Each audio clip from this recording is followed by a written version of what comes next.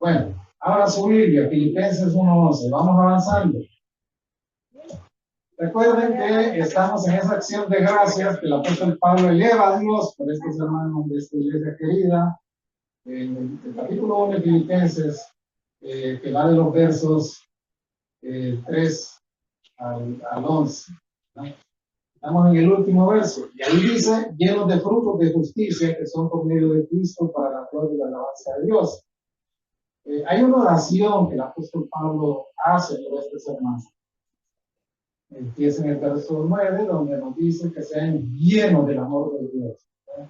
En segundo lugar, que sean sinceros en lo posible para el día de Cristo. En tercer lugar, que estén llenos de frutos de justicia, que son por medio de Cristo para la gloria y para la alabanza de Dios.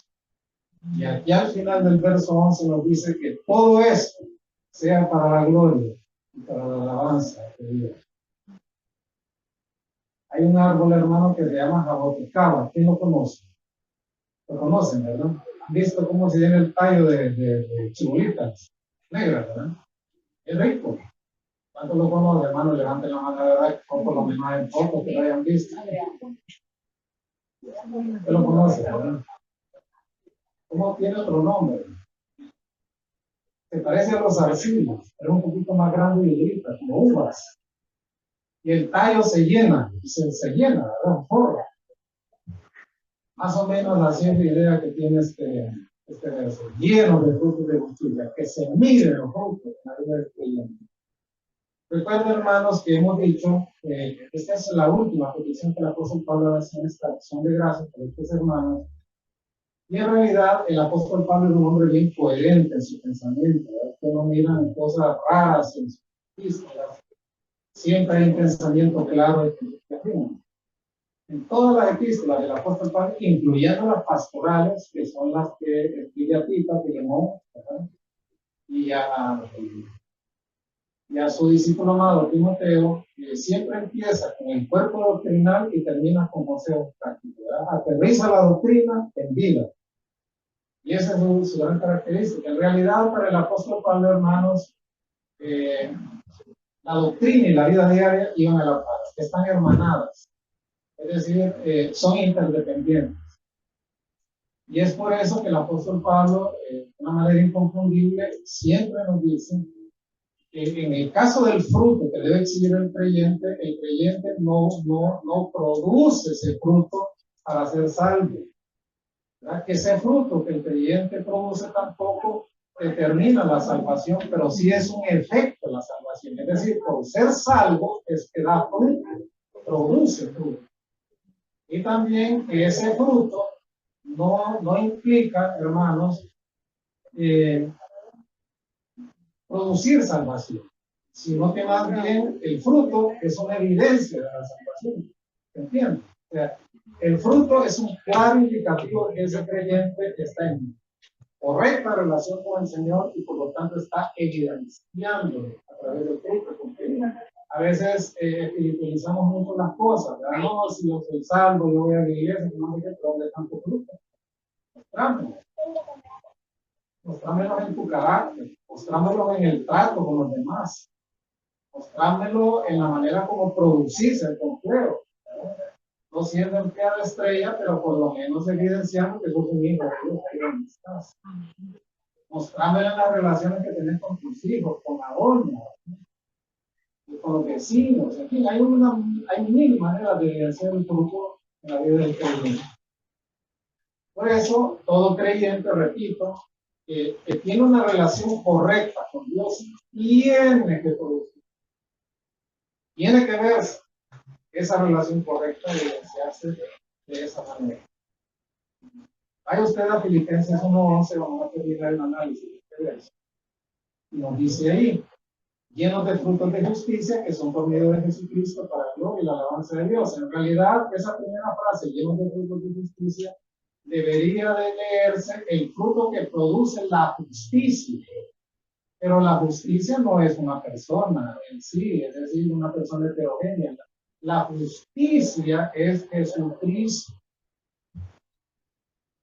La justicia, el fruto que produce Jesucristo es la justicia. Y obviamente esto tiene que ver con la segunda parte, que es por medio de Jesucristo para gloria y alabanza de Dios. Es decir, la salvación tiene un inicio, ¿no? O sea, soy salvo por fe, por gracia, pero la salvación también tiene una coronación final, que es la glorificación. Es decir, el día que el Señor me lleve, yo puedo ser semejante a Cristo, no igual a Cristo, pero sí semejante. Y eso es algo muy importante que entender, porque entonces la salvación tiene un proceso de transformación. El creyente pasa por el nuevo nacimiento, ¿sí o no? Pasa por la infancia cristiana, ¿sí o no? Tiene su proceso, sus momentos de rebeldía al pasar por la adolescencia en Cristo. Pasa también por la madurez en Cristo, que es la etapa más fructífera en la vida del creyente. Y por así decirlo, pasa también su vejez en el proceso de la vida cristiana. Es cuando el creyente, por así decirlo, se vuelve más sabio, porque ya pasó todas las arrastradas y todos los sopapos de la vida, y solo le queda la reflexión de no haber hecho lo que le dijeron de niño que no hiciera. Entonces se vuelve sabio. Y se puede volver en un consejero fructífero para los jóvenes. ¿Por qué creen ustedes, hermanos, que hay tanta cipota que hoy se casa y fracasa? Matrimonio que luego dura una semana, 2 semanas, 3 semanas, un mes, 6 meses. Sí, un matrimonio una vez que, bueno, me confieso mi pecado, yo lo casé, solo duró un mes. Qué desgracia, hermano, créanme, sinceramente. ¿Sabe por qué? Porque las hermanas mayores que ya bregaron en la vida y que son hijas de Dios no son capaces de sentarse con una cipote de aconsejar. Decirle, mira, no hagas esto, y no, más bien le echa más leña al fuego. No te dejes. En vez de aconsejarlas y decirle, mira, paga el precio, orar, doblar rodillas, en fin. Estamos hablando de frutos, ¿sí o no? Frutos en la vida del creyente. Bueno, busque usted en su Biblia San Juan capítulo 1, versos del 1 al 5.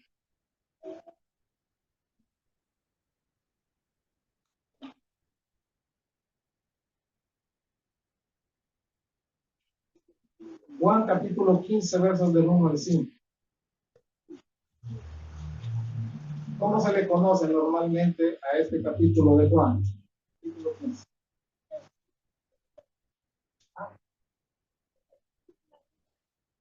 La vida verdadera, ¿sí, verdad? Otros le dicen la vida de los pámpanos, pero nadie lo conoce como la parábola de los pámpanos. El pámpano sin la vida no existe. Yo soy la vida verdadera. Bien, vamos a leer este capítulo 15, del verso 1 al 5. Yo soy la vida verdadera. ¿De quién habla? De Jesucristo. Y mi Padre es el labrador. Todo pámpano que en mí no lleva fruto, ¿de quién habla? El creyente. El pámpano es el creyente. Vaya, es que yo no conozco esa palabra. Bueno, usted es la rama, pues. Pámpano es la rama. Todo pámpano que en mí no lleva fruto, ¿qué pasa? Lo quitará. Y aquel que lleva fruto, ¿qué va a pasar? Va a sufrir un proceso de ¿qué? De limpieza. ¿Para qué? Para que lleve más fruto. Es decir, un creyente tiene que cuidarlo. Así que cuando le llegue la tijera del Señor y empiece a sentir el dolor y el sufrido de la limpieza del Señor, que deje que lo que el Señor pretende es limpiarlo para que lleve más fruto. Y el Señor puede usar el sufrimiento, puede usar la enfermedad, puede usar el dolor, la diatriba, la traición, tantas cosas que Dios se puede valer. Y todo para que lleve, y todo aquel que lleva fruto lo limpiará para que lleve más fruto. Ya vosotros estáis limpios por la palabra que os he hablado. Hay una limpieza inicial, produce la salvación a través de la palabra que se predica. Permaneced en mí y yo en vosotros. Como el pámpano no puede llevar fruto por sí mismo si no permanece en la vida. Así tampoco vosotros, si no permanecéis en mí. Miren lo que sigue. Yo soy la vida. Vosotros los pámpanos, subrayes si tienen marcador ahí cerca. El que permanece en mí y yo en él, este lleva mucho fruto, y subrayo lo que sigue, porque separado de mí, nada podéis hacer, absolutamente nada. Permanecer, ¿qué significa? Es quedarse, es persistir. Hay personas que son tan volubles en sus decisiones, tan volubles en lo que creen, que andan brincando de lado a lado, son inestables. Dios les da un trabajo con bendición, con proyección a quedarse ahí, a jubilarse ahí con una buena jubilación, pero no miran, no tienen capacidad para eso, porque no quieren permanecer, no quieren persistir, quieren aventurarse. Y lo más triste de todo esto, hermanos, es ver viejos y todavía sin permanencia, sin capacidad de permanecer. Brincan de lado a lado, brincan de decisiones de decisión, como que fueran chavos, pues. Y eso no es posible. Cada momento en la vida tiene una etapa y cada etapa en la vida requiere permanencia para poderla disfrutar en su tiempo y en su momento, no después. Qué ridículo es ver jóvenes haciéndole de viejos y viejos haciéndole de jóvenes. ¿No les parece? Es una ridiculez, es una estupidez completa, tratando de violentar los órdenes de la vida que Dios estableció. Y lo dice el Señor: permaneced en mí y yo en vosotros, porque separados de mí, nada podéis hacer. Permanecer es quedarse, permanecer es persistir. Amén. Por ejemplo, en relación con esta iglesia, Dios me puso aquí, Dios me trajo aquí, fue la mano de Dios la que me faltó en esta iglesia. Aquí van a crecer mis hijos, aquí los voy a ver estar en la EBI, luego los jóvenes, aquí los voy a ver casarse, aquí voy a tener mis nietos, amén. Aquí van a crecer. Esa debe ser la enseñanza que nos deja esto, porque estamos hablando de producir fruto. Mire, la permanencia, según este verso, según esta porción de San Juan 15, el 1 al 5, es la evidencia que la salvación ya ha tenido lugar. Una persona que no permanece en el Señor, una persona que anda brincando de iglesia en iglesia, da muchas dudas en cuanto a una verdadera salvación. Porque la permanencia es una clara evidencia, diáfana, irrefutable, de que la salvación ya tuvo lugar en esta iglesia. Se desarrolla un amor por la congregación, un amor por estar en la casa de Dios, un amor por leer la palabra de Dios, un amor por orar. A mí me sorprende, hermano, cuando hay hermanos con los cuales he platicado frente a frente, y me dicen: lo voy a confesar, yo solo agarro la Biblia para ir a la iglesia, no la leo, yo no oro. ¿Cómo vas a llegar a fruto, hermano? Si no permaneces. Mire, la evidencia y fruto de la salvación es permanencia en el servicio y en las enseñanzas del Señor. Una persona que es una verdadera persona que ha sido salva, inmediatamente siente el impulso del Espíritu Santo en su corazón para servir. No rechaza la oportunidad, aunque sea tímido, anda buscando qué hacer. De alguna manera sirve, no solamente en la iglesia, sino a su prójimo, a su familia, en el trabajo. Hay algo que se despierta por hacer evidente la salvación. Y de hecho, según este texto serio que hemos leído en San Juan 15, 1 al 5, el único creyente verdadero y genuino es el que permanece. Hay más. Lo dice: separado de mí, nada podéis hacer. Una persona que permanece en el Señor acepta la limpieza de Dios, acepta la poda de Dios, no respinga, no se queja, sabe que la mano de Dios llegará en algún momento a podarlo, sea con una enfermedad, sea con una fractura, sea con la pérdida de un empleo, cualquier cosa Dios puede usar. Porque la meta de Dios es que sea un creyente fructífero, fuerte, sólido, bien establecido en el Señor. Amén. De esto nadie se salva. Una vez me dijo un hermano, pastor, le escucho a usted y a otros hermanos decir que han sufrido tanto en la vida y a mí nunca me ha pasado una espérese. Ya le va a llegar a su momento.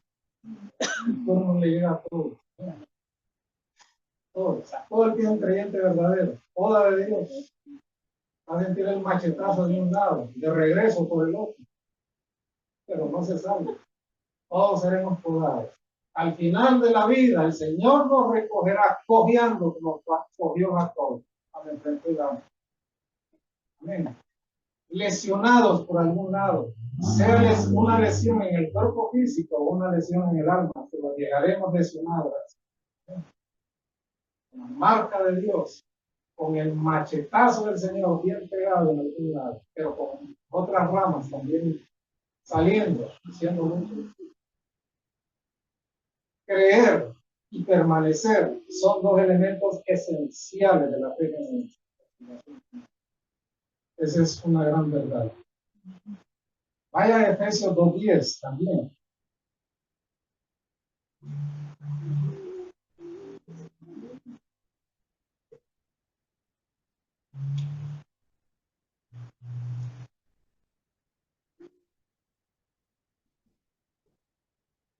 Mire qué hermoso esto. Efesios 2:10, ¿lo tienen en su Biblia? A ver, ¿quién no anda Biblia? Ya le hemos regalado una, pero la casa. Le vamos a guardar el amigo para que lo pude. ¿Quién no tiene Biblia? Levante la mano. Le vamos a regalar una. A ver, todos andan. Bueno, ¿qué al hermano traemos una Biblia? Recibe esa Biblia con cariño, ¿no? La iglesia la regala, pero la queremos ver aquí todos los domingos. Y la queremos ver también leyendo. Bueno, Efesios 2:10, listo. Porque somos ¿qué?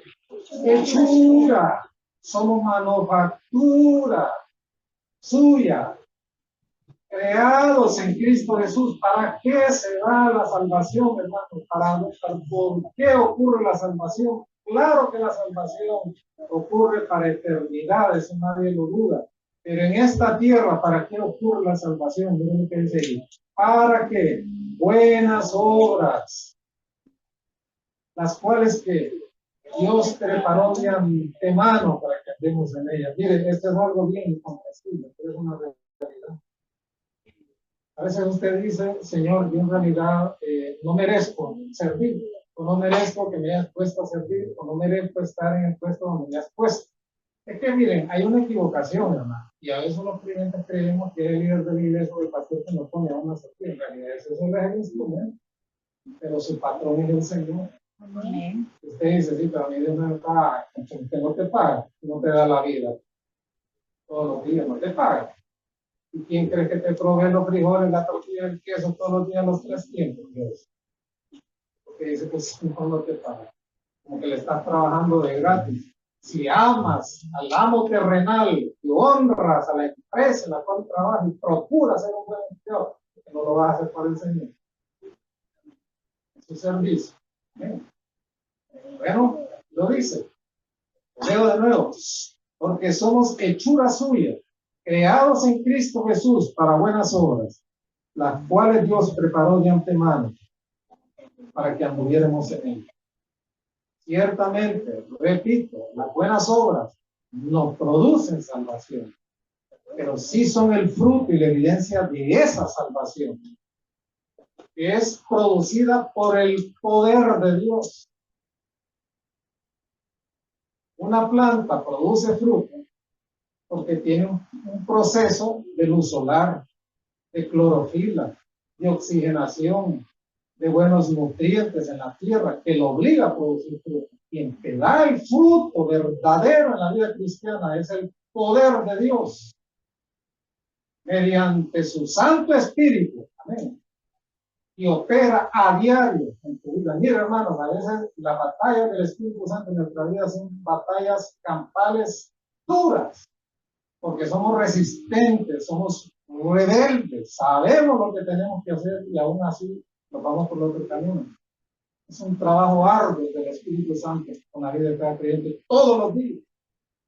Incluso para venir a la iglesia, que estoy enfermo, que estoy cansado, que tengo que ir aquí, que tengo que ir allá, que tengo allá, que tengo la francachela, que tengo aquí, bueno, y razones, y el Espíritu Santo convenciendo. A veces somos tan tercos, hermanos, que en ese pulso podemos más nosotros que la acción del Espíritu. Nos quedamos en la casa. El Espíritu Santo llega un momento en el cual mete más dosis, más presión, hasta que entendamos cuál es nuestro lugar. No solo la razón de la iglesia, sino también de obediencia a Dios y de los frutos. Pero es un trabajo que hace Y ahí lo dice al final de ese verso, en Efesios 2:10, las cuales Dios preparó de antemano para que andemos en ellas. Mire, la salvación y la santificación y las buenas obras en las cuales usted anda y camina fueron determinadas por el Señor desde antes de que el tiempo es una cosa maravillosa.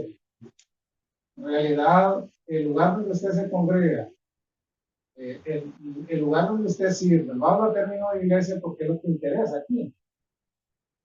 Y los resultados de su servicio al Señor, Dios los tejió en la eternidad antes de que el tiempo fuese. Tienen la misma calidad de hechura como lo tiene la salvación, que es hecha por Dios, como lo tiene la santificación, que es hecha por Dios mediante el Espíritu Santo en el creyente todos los días. Esto es una cosa, es un concepto realmente maravilloso. Bueno, vamos a ir a otro texto, siempre en San Juan capítulo 15, verso 8. Vamos a leer del 7 al 9 en la Biblia. Regresemos a San Juan capítulo 15.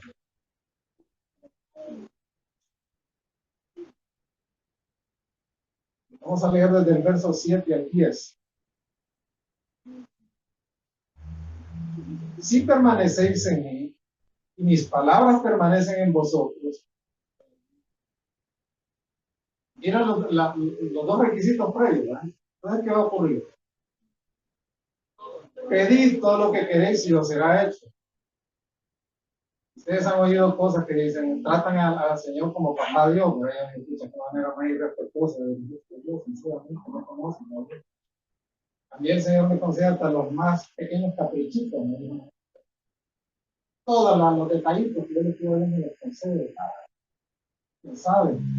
Mira lo que dice aquí, si permanecéis en mí, mis palabras permanecen en vosotros, pedid todo lo que queréis y os será hecho. Pero en esto he glorificado a mi Padre, en que llevéis que mucho fruto y seáis así mis discípulos. Como el Padre me ha amado, también yo os he amado, permanecer en mi amor. Si guardáis mis mandamientos, permanecéis en mi amor, así como yo he guardado los mandamientos de mi Padre y permanezco en su amor. ¿Sabe qué nos dice aquí? El creyente verdadero obedece los mandatos de Dios y lo hace porque está sometido a la palabra de Dios. Un creyente no puede obedecer los mandatos de Dios si los desconoce, si no lee su Biblia. Mire, hermano, yo creo que me voy a morir yo y aquí van a seguir hablando de lo mismo. Mire, ese plan de lectura bíblica anual, tal vez usted recuerda, a ver, que desde que estamos allá en la gasolinera Puma, ahí en el anillo, el tío para el hospital militar, la iglesia organizó ese plan de lectura bíblica anual. Tal vez Tatiana lo recuerde también, Rosita, los patriarcas de la iglesia, insistiendo para que el creyente lea su Biblia de una manera ordenada todos los días. Parate. Sí, vos.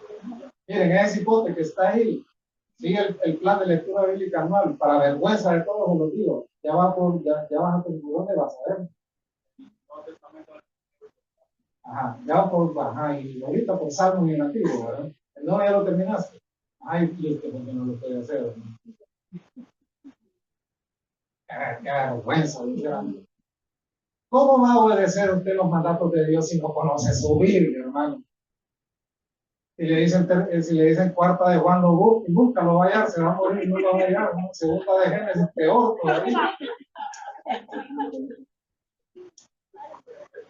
Yo le digo, hermano, ¿cómo logras sobrevivir? O sea, ¿cómo estás vivo si no lees la Biblia, hermano? Si el alimento del Espíritu es la palabra de Dios, ¿cómo es posible que sobrevivas? Y le decía a alguien, se atrevía a argumentarme con versículos de la Biblia, yo sé que no lee la Biblia, ¿cómo te atreves a tomar la palabra de Dios en tu boca si ni siquiera la lees? ¿Están de acuerdo? Sí, el creyente verdadero obedece los mandatos de Dios porque se somete a la palabra de Dios. Y como tiene un compromiso con la lectura de la palabra de Dios y su estudio como una norma de vida, entonces se dedica todo el tiempo a hacer la voluntad de Dios, es decir, domina el conocimiento experimental de la palabra de Dios por el poder del Espíritu Santo en la vida de ese creyente. Entonces no le queda otra opción que obedecer, porque el Espíritu Santo tiene lámpara con que iluminar y guiarlo. Si va a tomar una mala decisión, inmediatamente el Espíritu Santo le trae a su mente el texto que necesita y le hace evitar cometer un error. Hay hermanos, hay errores que se cometen que duran años y a veces toda la vida. Entonces esa es la acción del Espíritu. Entonces el Espíritu Santo va iluminando. Ese creyente está comprometido a hacer la voluntad de Dios porque está bien conectado con esta palabra de Dios. ¿Sabe cuál es el efecto? ¿Cómo se muestra la conexión que tiene ese creyente con la permanencia en el Señor? Las oraciones Dios le las responde. ¿Entiendes? Dios responde las oraciones del creyente obediente. Es lo que está diciendo aquí. Por eso el Señor dice, permaneced en mí y en vosotros, porque separados de mí, nada podéis hacer. Entonces, claro, usted dice, ¿cómo Dios me responde las oraciones de este hermano, Claro, hace evidente la gloria de Dios que se les está respondiendo. Porque hay una permanencia en la palabra de Dios, hay una obediencia a la palabra de Dios. Entonces, preguntémonos, de 1 a 10, ¿por qué el Señor a mí las oraciones no está respondiendo, hermano? Está muerto por dentro, tiene vida espiritual. No hay permanencia en la palabra de Dios, no oras, no sabes comunicarte con Dios. Estás en una oración ahí, tipo café instantáneo de la tienda fulana, y entonces 2, 3 minutos, ay Señor, gracias por este día. Ay Señor, sálvame. Ay Señor, ayúdame. Ay Señor, líbrame. No son tus oraciones. No tienes comunión con Dios, ¿entiendes? Hay permanencia en Dios. Crees que todo el pisto que has hecho en esta vida es por tu propio esfuerzo, no porque Dios te lo ha dado, hermano. Dice la palabra de Dios que las riquezas, no pongas tu confianza en las riquezas porque se hacen como alas de águila y vuelan al cielo, desaparecen, hermano.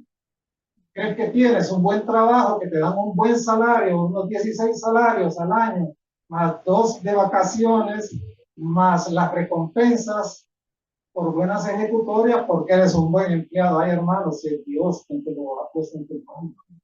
Y te haces tan tacaño, te haces tan puña que no le quieres dar a Dios ni un peso siquiera. Y cuando viene la ofrenda, tiras 2 pesos en el ofrendero porque no quieres darle más, porque crees que ese dinero es tuyo. Ay, hermanos, si todo es de Dios. Amén. Todo es de Dios.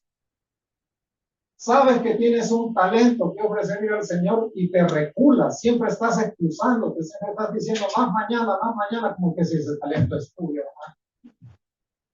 Si ese talento es de Dios, dáselo a Dios, hermano. Un día te vas a morir y solo te va a quedar la pena y en la eternidad de no tener un galardón por no haber bendecido. Amén. No han comido, ¿no? No. Sí, Gracias por exhortarnos. Amén, ¿verdad, hermana Soya Pagüero? Mira la hermana Soya Pagüero, fiel a la iglesia. Allá vivía por la tribuna, la vueltecita, ¿eh? ¿A cuánto le quedaba a la iglesia? 3 cuadras. Ay, un día saliendo de la iglesia, hermano, cruza la calle, tú se cae. Y se quebró, y ahí, mire, dejó de ir a la iglesia, ahí anda con 2 bastoncitos. Y vivía allá, hermanos, y desde allá no siguió. Ay, hubo gente que vivía allá, que no quisieron seguir viniendo a la iglesia, es muy largo, y ahí está la hermana ciudad. ¿En qué estamos? ¿Verdad?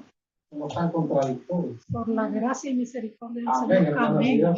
Amén. Usted tiene sus luchas como cualquiera, tiene sus problemas, ¿verdad? Pero vive por la gracia de Dios. Bueno, continuemos. Veamos otro texto, hermanos, en Efesios capítulo 1, versos del 12 al 14. Todo es para la gloria de Dios, amén. El fruto es para la gloria de Dios. A mí me encanta este verso, vamos a leerlo. Ya que igual que ustedes, yo me encuentro. La hermana suya cuando quede confundido.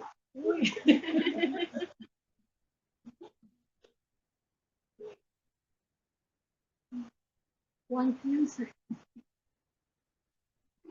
Una vez llegamos, puedo contar una anécdota, tomar la libertad, hermana, de contar una anécdota que a mí me quedó. Una vez llegamos a la casa de la hermana Suyapa, en la visita que hacemos. Entonces la hermana Suyapa tiene una vajilla bien bonita, viejita pero bien bonita, bien conservada. Viene un hermano y le dice, agarra una taza y le dice, esta es una taza china. Y viene el hermano Suyapa y le dice, un momento, le dice, esta vajilla es alemana, comprada en la casa Uller, donde usted trabajó, no puede responder. Usted que yo conozco la historia. ¿Recuerdan la casa Uller? A ver quién se acuerda de la casa Uller. Allá está la hermana Mirna. Unos sabrones full de Alemania que vendían muy sabrosos. Sí, miren, hermana, una mujer tan cuidadosa que su vajilla está entera. Todas las piezas las tienen, ¿no? Si no digo, yo le creo. O sea que tuvimos el privilegio, hermano, de tomar café en una vajilla alemana. Mira lo que nos dice Efesios, capítulo 1, versos 12 al 14. A fin de que seamos, ¿para qué? Nosotros, los creyentes, ¿para qué somos destinados? Para alabanza de su gloria. Nosotros, los que primeramente esperábamos en Cristo, en Él también vosotros, habiendo oído la palabra de verdad, el evangelio de vuestra salvación, y habiendo creído en Él, fuisteis que sellados con el Espíritu Santo de la promesa, que es las arras de nuestra herencia, para la redención de la posesión adquirida, para la alabanza y la gloria del Señor Jesucristo. La gloria de Dios es el fin último del mundo.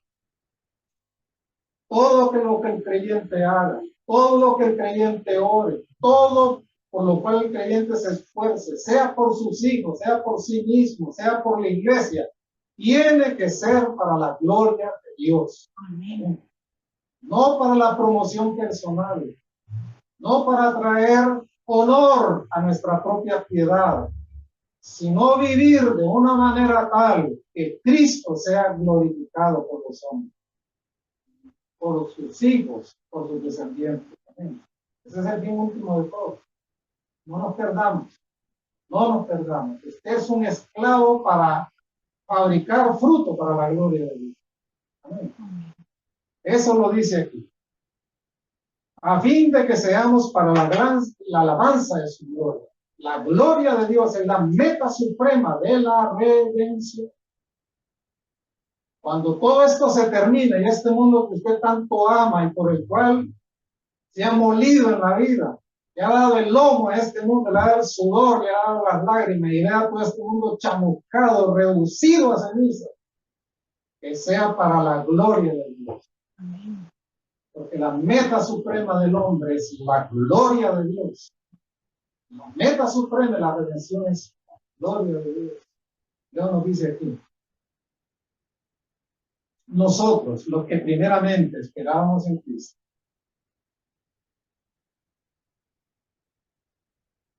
el Evangelio revelado por Jesucristo al apóstol Pablo.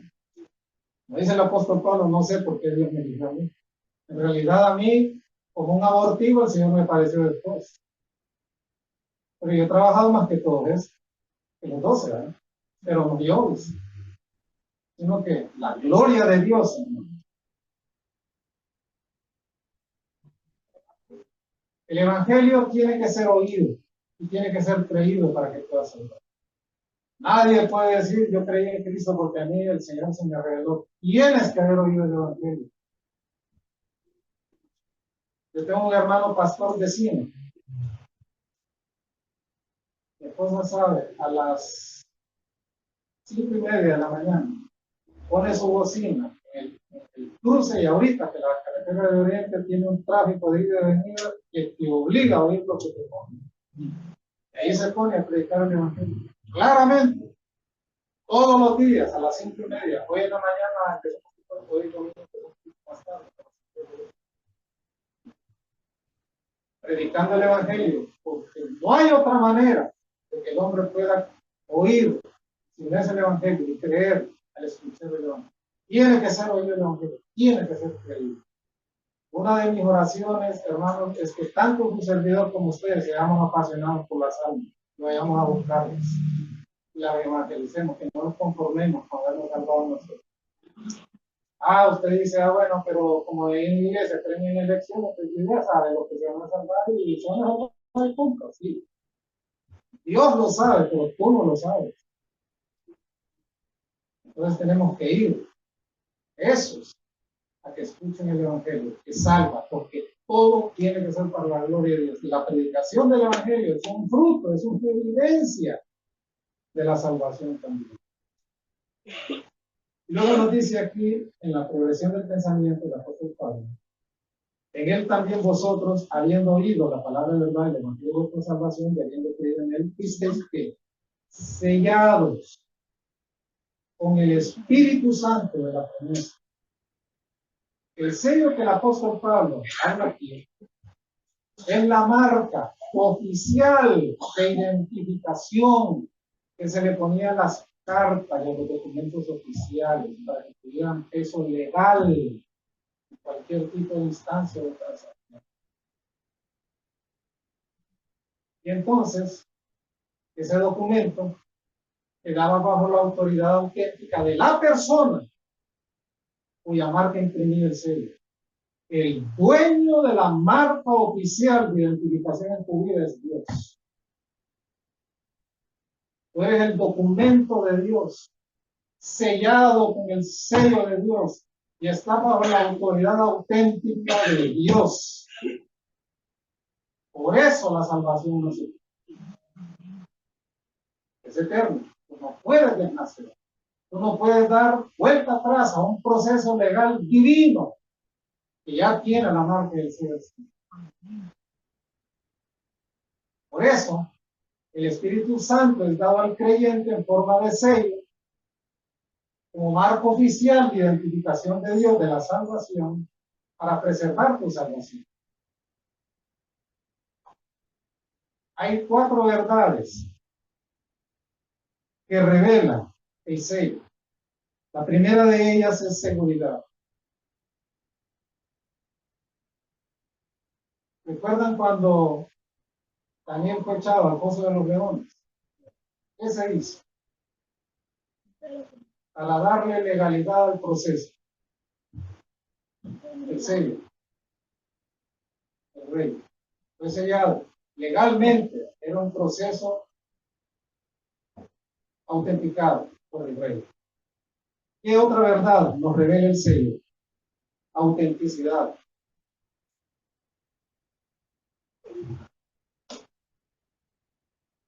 ¿Cómo se llamaba la doña de Acab? Jezabel. Allá encontró a Jezabel en gran llanto al marido. Le dice, ¿por qué estás triste? ¿Qué le dijo Acab? Es que le pidió un de Nabot y le dije que me vendiera la vida y no me la quiere vender. Le dice, yo la quiero. Y le dice a la mujer, turbia, y tú no eres el rey. Estás llorando. Yo te la voy a dar. ¿Qué hizo? Buscó 2 testigos falsos. Emitió una carta, se le llevó bajo amenaza a los principales del pueblo, a los sacerdotes, que trajeran a Nabot y lo exhibieran en la puerta de la ciudad, porque ahí se hacían los juicios. Y les dijo qué tenían que decir. ¿Y qué hizo ella? La selló. Le dio autoridad al acto. ¿Qué pasó? Se volaron a Nabot. Ya aquel marido mandilón ya bajó, ¿verdad? Y alegre, y dijo, bueno, ya la viña es mía, ya tomó posición de irse, acabó. El resto de la historia ustedes lo conocen. 2 ejemplos. El primero de ellos, Daniel en el foso de los leones, que dio autenticidad. Y el segundo ejemplo que les he dado, que dio legalidad. Esas 2 cosas hace Dios con nosotros, con su sello. ¿No? Autenticidad y legalidad, el Espíritu Santo de Dios. Me regalan 5 minutos. Me va a pasar de la media. ¿Qué otra cosa revela el sello? También. Propiedad. Cuando estaba lo más duro del ministerio de Jeremías, Cuando estaban a punto de tomar la ciudad y ya era inevitable, las mujeres, mire qué cosa más terrible, las mujeres parían en medio de la hambruna, se había terminado el pan. Las mujeres parían y en cuanto esa criatura salía del vientre, la metían a una olla de agua hirviendo y se la comían. Hambre. Cuando los ricos de la ciudad ya no podían comer manjares, salían a las calles a buscar el estiércol para comerlo. Le han oído lamentación. La tierna y delicada en los estercoleros se alimentaban. Vino Dios y le dijo a Jeremías, compra propiedades. Todavía se van a comprar propiedades, a pesar de la deportación. Va a haber un día que van a regresar. Compra propiedades. Le dijo Jeremías, Señor, pero estamos a punto de ser deportados. ¿Cómo es eso? Cómpralas. Cómprale la propiedad a tu tío. Ya reunió Jeremías, trajo al tío, puso los testigos, los reunió en la puerta de la ciudad, les dio juicios. ¿Y qué pasó? Le dio el precio, la propiedad, firmaron la escritura con testigos y la selló. Primer ejemplo que les di, es revelado. Legalidad. Y segundo, autenticidad. Y propiedad. Y la cuarta figura que nos revela el sello de Dios en nuestras vidas, ¿cuál creen ustedes que es? Autoridad. El Señor ya había anunciado su muerte, ¿sí o no? Iba a resucitar el tercer día. Creyeran o no, el Sanedrín sabía que eso era una verdad. Era inevitable la resurrección. Entonces, para evitar la vergüenza, la burla del pueblo, viendo a Cristo resucitado, dijeron, mira, le pagaron a los soldados. ¿Qué les dijeron? Ustedes digan que vinieron de noche y que se lo robaron el cuerpo de los discípulos. ¿Sí o no? Qué gran mentira, hermano. Si la guardia pretoriana era lo más fino, estaban sometidos a muerte. Si alguien le robaba un cuerpo de una tumba, al día siguiente los liquidaban. Y para darle oficialidad al proceso perverso contra el Señor, ¿qué hicieron? Cuerda y qué? Sello. Autoridad. Dios nos da el sello de su Santo Espíritu como un juramento de Dios de legalidad, de autenticidad, de autoridad y de propiedad. Nadie te puede arrebatar de las manos de Dios. El Espíritu Santo es el juramento de Dios de que te va a preservar con su salvación eterna hasta que recibas tu herencia eterna en gloria. Y todo para la gloria de Dios. La redención para la gloria de Dios. La meta suprema de la redención es la gloria de Dios. La meta suprema de la salvación es la gloria de Dios. La meta suprema del fruto que produce el creyente es la gloria de Dios. La meta suprema de tus oraciones, busca la gloria de Dios en ellas. Mantén plena comunión con el Señor para que sea fructífero, para que vea respuestas en tu corazón. Y en las respuestas a tus oraciones, los hombres puedan ver la evidencia en ti de la gloria de Dios. Puestos para la gloria de Dios. Y termino. Filipenses 1:11 regresa.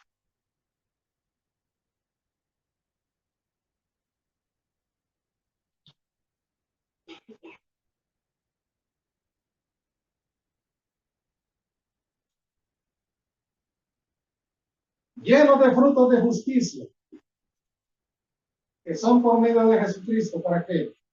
Para la gloria y para la alabanza. Dios no va a poner nada en tus manos que te aleje de Él.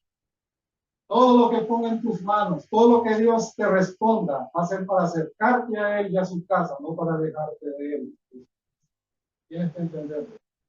Si le das un significado distinto a las bendiciones de Dios, estás en rebeldía abierta contra el Señor. Porque Dios te bendice para su gloria, para su honra, nada más. Puesto sentido más adelante.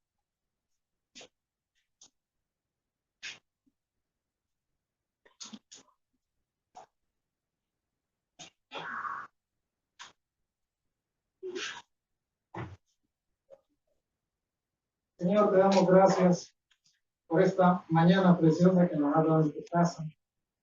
Gracias por la provisión que has hecho para que podamos cumplir esa losa. Danos la gracia el próximo domingo con gozo, con alegría. Venir a pararnos aquí, hermanos. Vaya, métase a ese pasillo y vaya a meterse en esa losa. No, ya está cumplido. Damos la gracia de poder proveernos el bloque, la arena, Padre, la tabla yeso, la perfilería y el techo para deshacer las personas. Que todo esto sea para tu gloria, nada más. Y permite también, Señor, que tu palabra siga gravitando en nuestros corazones y en nuestra mente. Y podamos entender que el fin último de nuestra existencia en este mundo como creyentes es tu gloria, es tu alabanza. Haznos creyentes llenos de frutos, plena comunión con Dios, permaneciendo en la vida, porque podamos entender en nuestros corazones que separados de ti, nada podemos. Bendícenos, guárdanos, líbranos de todo mal. Bendice a los hermanos que están quebrantados de salud. Se recuperen bien, que tengan mucha salud en abundancia. No vean que nada tienen, Padre, y abre puertas. Necesitan un respiro en medio de sus quebrantos. Así oramos y las gracias que damos. Dios les bendiga. Nada de aplauso. Que la gloria sea para el Señor. Amén.